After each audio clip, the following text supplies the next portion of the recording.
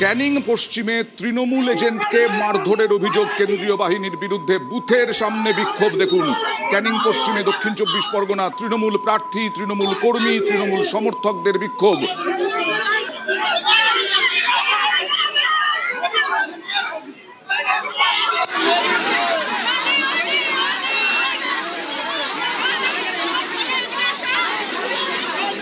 মহিলারা পর্যন্ত বিক্ষোভে নেমে পড়েছেন।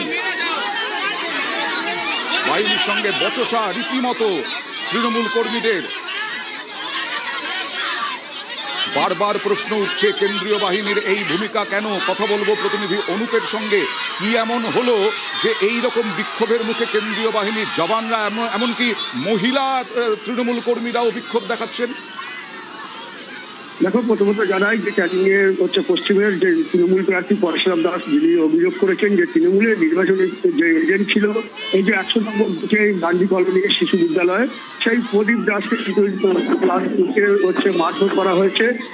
কেন্দ্রীয় বাহিনীর জওয়ানরা মারধর করেছে এমনই তিনি অভিযোগ করছেন। সেই ঘটনায় কিন্তু এখানে যেসব মানুষজন ভোট দিতে এসছেন বা এখানকার গ্রামবাসীরা যারা রয়েছেন এবং বিশেষ করে মহিলারা, সেখানে কিন্তু সেই স্কুলের সামনেই কিন্তু জওয়ানদের গিয়ে বিক্ষোভ দেখাতে থাকে এবং বিক্ষোভ এতটাই উত্তেজনা ছড়িয়ে পড়ে সেখানে কিন্তু ক্যানিং থানা পুলিশ এসে পরিস্থিতি নিয়ন্ত্রণে করেন এবং এই ঘটনায় কিন্তু তৃণমূল প্রার্থী পরশুরাম দাস জানিয়েছেন যে এই জওয়ান এই ঘটনা ঘটিয়েছে। যে তৃণমূল এজেন্টকে মারধর করা হলো কেন, তার বিরুদ্ধে কোনো নির্দিষ্ট অভিযোগ আছে, কিছু বলতে পারছেন? ইতিমধ্যে যিনি প্রার্থী রয়েছেন তিনি কিন্তু এই ঘটনায় কিছু বলতে পারেননি, তবে তাকে মারধর করা হয়েছে, বেধড়ক মারধর করা হয়েছে বলে তিনি অভিযোগ করছেন। তারপরে কিন্তু এখানে তিনি কিন্তু আসেন এবং শোনার পরে আসার পরে কিন্তু তিনি এখানে সেই জওয়ানদের সঙ্গে কথাবার্তা বলেন এবং নিঃশর্ত ক্ষমা চাওয়ার দাবি করেন। তবে বিধায়ক প্রাক্তন বিধায়ক এবং বর্তমানে তৃণমূল প্রার্থী পরশুরাম দাস তিনি জানিয়েছেন যতক্ষণ না নিঃশর্তে ক্ষমা চাইবে ততক্ষণ কিন্তু এখানে কিন্তু অবস্থান বিক্ষোভ করবেন এবং ভোট বয়কট করার মতো হুঁশিয়ারি দিয়েছে। এখনো বিক্ষোভ অবস্থান চলছে। প্রায় 1 ঘন্টা ভোট বন্ধ থাকার কারণে বন্ধ থাকায় আবারও কিন্তু সেই প্রার্থী পরশুরাম দাস তিনি মাইক নিয়ে প্রচার করেন এবং এলাকার মানুষজন আবারও কিন্তু ভোটের লাইনে দাঁড়ান এবং এখন যথারীতি সুস্থ এবং শান্তভাবে ভোট চলছে। বেশ, আমি একটু বিজেপির মুখপাত্র শ্রমিক দাশগুপ্তর কাছে যাব। যে বারবার তৃণমূল এই অভিযোগটাই করছিল যে বারবার কেন্দ্রীয় বাহিনীকে দিয়ে ভোট করানো হবে, বিজেপি তাই করাবে কারণ বিজেপির সংগঠন নেই। আর আজকে অভিযোগ উঠছে বিজেপি এখতিয়ার বহির্ভূত কাজ করছে কেন্দ্রীয় বাহিনী। তৃণমূল এটা বলবে, এতে তো নতুনত্ব কিচ্ছু নেই।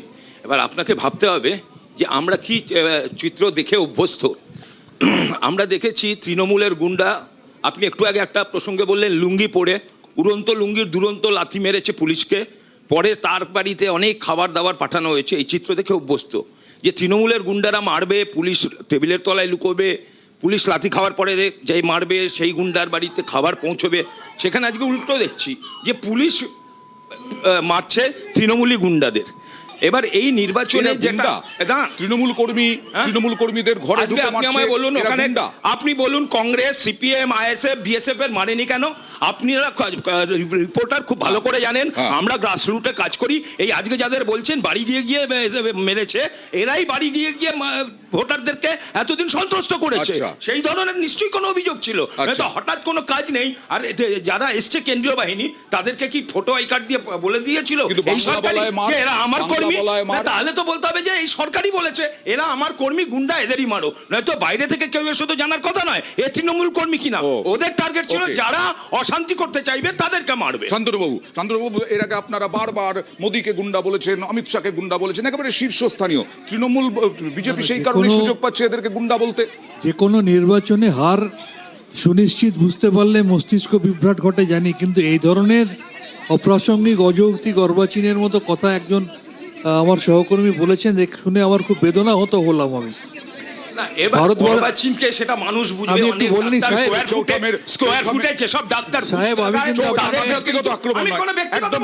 আমি ব্যক্তিগত বলছি না, আমি সাধারণ মানুষের কথা বলছি। সাধারণ মানুষ ঠিক করবেন যখন রাজনৈতিক বিতর্ক হয়, তাতে কেউ অর্বাচীন হয় না, এক একজনের বক্তব্য থাকে। আমি তো কারোর সময় বিব্রত করিনি, আসলে কেউ যদি একটু নেশাগ্রস্ত অবস্থায় কোনো শোয়ে আসে তাহলে এরকম চেঁচায় আমি জানি। আরে আমি ব্যক্তিগত এখানে আক্রমণ চ্যালেঞ্জ নয়, দিলাম, please, যদি please, বলেন, না, না, যদি please, প্রমাণ please, না please, করতে please, পারে না, ওনাকে না, এখানে ক্ষমা please, চাইতে না, হবে। ব্যক্তিগত উনি কি বলে নেশা জায়গা বলছেন? না। হ্যাঁ, আমার নেশা আছে, সাধারণ মানুষের স্বার্থের নেশা আছে, এদের মতো তোলাবাজির নেশা নেই। Okay, okay, এরা please, নির্লজ্জ, please, এরা ব্যক্তি- 15 বছর okay, ধরে okay, ব্যক্তি- সাধারণ মানুষকে খুন করেছে, শিক্ষায় খেলেছে, চাকরি এই খেয়েছে, টেবিলটা ভেঙে এখন যাবে, নেতা, এই টেবিলটা এদের ভেঙে যাবে, টাকা please. রোজগারের Okay, নেশা, okay, এদের okay, তোলাবাজির okay, নেশা, please, আর please. আমাদের হচ্ছে Okay, সাধারণ okay, মানুষের please, জন্য please, লড়াই করার শান্ত, নেশা। শান্ত, cool, cool, please, শ্রমিকদা। এখনো 3 না, ঘন্টা, আর না, এবার পলিটিক্যাল আলোচনা। না আমি বলছি এখনো 3 ঘন্টা বাকি। প্রধানমন্ত্রী চমকে যাচ্ছেন যে চুন চুন কর দেখ লুঙ্গা, স্বরাষ্ট্রমন্ত্রী চমকে যাচ্ছেন উল্টা করকে লটকা দুঙ্গা, আর যোগী আদিত্যনাথ বলছে বুলডোজার চালা দুঙ্গা। আর এখানেও তো স্টুডিওতে অভিষেক শো করতে, বন্দ্যোপাধ্যায় তো চমকাচ্ছেন। আজকে মনে স্টুডিওতে হচ্ছে তিনি পালিয়ে যাবেন, দুবাই বা স্টুডিওতে- লন্ডনে কোথাও একটা পালিয়ে যাবে। স্টুডিওতে- এয়ারপোর্টে খোঁজ রাখতে হবে। স্টুডিওতে শো করতে এসেও এরম ভীত সন্ত্রস্ত হয়ে যেতে হবে তো আমি ভাবিনি। ভারতবর্ষে 2024 লোকসভা নির্বাচনে একটা পুরো দেশের 543টা আসনের জন্যে 3400 কোম্পানি সেন্ট্রাল ফোর্স লাগে। সেখানে একটা রাজ্যের নির্বাচন করতে 2400 company central force. Chief secretary থেকে ডিজি থেকে শুরু করে সিপি থেকে শুরু করে 13 জন ডিএম থেকে শুরু করে 73 জন রিটার্নিং অফিসার থেকে শুরু করে সমস্ত কিছু পাল্টে দিয়ে আজকে নির্বাচন। তার আগে গতকালও 2টো এডিএম চেঞ্জ হয়েছে আপনারা জানেন। 95 জন পুলিশ অবজারভার, কী ধরনের পুলিশ অবজারভার? দাবাং পুলিশ অবজারভার, তাদের বিরুদ্ধে নানা রকম অভিযোগ আছে। আমরা কি দেখছি আজকে অদ্ভুত কথা বললেন উনি যে তৃণমূলের গুন্ডা। উনি ঠিকই বলেছেন, সাতগাছিয়া বুথ নম্বর 116 4 বছরের একটা বাচ্চাকে সিআরপিএফ লাঠিচার্জ করলো, 4 বছরের বাচ্চা তৃণমূলের গুন্ডা।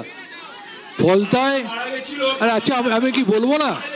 প্লিজ, প্লিজ, আমরা কি বলবো না? প্লিজ, প্লিজ, প্লিজ, ওকে, বললে মাইক্রোফোন নিয়ে, নাহলে না। আরে please. পার্লামেন্টে ঐতিহাসিক আনন্দ Okay, করেছিল okay, এই তৃণমূলী গুন্ডারা, যার জন্য বলতে না নিরীহ দিলে- তামান্না মারা গেছে। সংখ্যালঘু না আমি একটা কথা বলি, দুজন আমি লুঙ্গি পরে গিয়েছিল, আমি তাদেরকে একটা প্যান্ট কথা পরে বলি, আসতে তাহলে একটা বলা কাজ হয়েছে। করুন না, আপনি মনোলগ নিন না, কেন আপনি শো করছেন যদি বাকিরা বলতেই না পারে? ফলতাতে হিন্দু মহিলাদের মারতে মারতে সিআরপিএফ মাটিতে ফেলে দিচ্ছে, জামা কাপড় তাদের সরে যাচ্ছে, তারা নাকি তৃণমূলের গুন্ডা। বাংলা ভাষায় সাধারণ মানুষ, সাধারণ ভোটার লাইনে দাঁড়িয়ে কথা বলেছে বলে তাকে মারছে, তারা নাকি তৃণমূলের গুন্ডা। এবং সর্বোপরি আমরা দেখলাম, আমরা এর আগে ফলতায় দেখেছি যে প্রার্থী সৈকতের কাছে আসবো। সাধারণ মানুষ তার বাড়িতে পুরুষ মানুষ না থাকা সত্ত্বেও রাত্রিবেলা ঢুকে মহিলাদের উপর অত্যাচার করা হচ্ছে, অশালীন আচরণ করা হচ্ছে, সেন্ট্রাল ফোর্সকে সাথে নিয়ে, পুলিশ অবজারভার সাথে নিয়ে। সুতরাং বিজেপি তাদের হার নিশ্চিত বুঝতে পেরে আজকে সেন্ট্রাল ফোর্সকে কাজে লাগিয়ে যে জঘন্যতম আচরণ করছে, এর যোগ্য জবাব বাংলা সৈকত, দিচ্ছে, তোমরাও সেটা 4 বারবার তারিখ অভিযোগ বোঝা যাবে। করেছো যে এখানে ছাপ্পা হয়, কারচুপি ভোট হয়, বিজেপি অভিযোগ করেছে।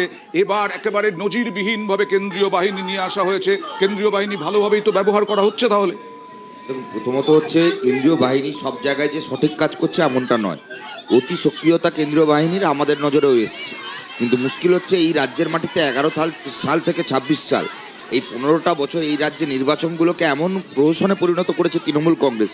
যা চিত্র আজকে কেন্দ্রীয় বাহিনীর তরফ থেকে দেখছি, একই চিত্র আমরা দেখতাম রাজ্য পুলিশ প্রশাসনের কাছ থেকে। তৃণমূলের গুন্ডারা ছাপ্পা মারতো, কেউ ব্যালট খেয়ে ফেলতো, ব্যালট বাক্স পুকুরে ফেলে দিত। কিন্তু আজকে ভবানীপুরের বিরোধী প্রার্থী, মানে ভবানীপুরে বিজেপি প্রার্থী, তিনি আজকে বলছেন পেটাও পেটাও পেটাও, মারো মারো মারো, নির্দেশ দিচ্ছেন। দেখুন, এই চিত্রগুলো তো নতুন নয় অয়নদা। এই রাজ্যে মমতা বন্দ্যোপাধ্যায়, শুভেন্দু অধিকারী, অর্জুন সিং, জাহাঙ্গীররা এই তো একই প্রোডাকশন হাউসে ভোট কন্ট্রোল করেছেন এতদিন। তার ফলে কেউ আজকে জামা পাল্টে গেরুয়া হয়েছেন, কেউ আছেন সবুজ শিবিরে। একই স্টাইল, জয় বাংলা স্লোগান বলুন, জয় শ্রীরাম স্লোগান বলুন, বাহিনীর বিরুদ্ধে অভিযোগ বলুন, পুলিশের বিরুদ্ধে অভিযোগ বলুন। এই যে নির্বাচন কমিশন, পুলিশ প্রশাসন, আমলা, তাদেরকে কোথাও না কোথাও দলীয় ট্যাগ লাগিয়ে দেওয়া। Okay. নির্বাচন কমিশন Okay. চাইলে ফ্রেশ ভোট হবে। আমি আসবো। আজকে যে আমি পরিমাণ আসছি, আধা সামরিক আমি বাহিনী, আসছি, আমি তোমার এক লাইন কাছে শেষ করি। আসবো। হ্যাঁ। আজকে যে পরিমাণ আধা সামরিক বাহিনী দিয়ে ভোট করানো হচ্ছে, হ্যাঁ। 21 সালে কেন করানো হয়নি? আচ্ছা। কেন এতদিন ধরে এত অভিযোগ থাকা 24 সালেও সত্ত্বেও করা হয়নি। আমি করা আসবো, হয়নি। শ্রমিক দাস আসবো আপনার কাছে। তবে তার আগে এই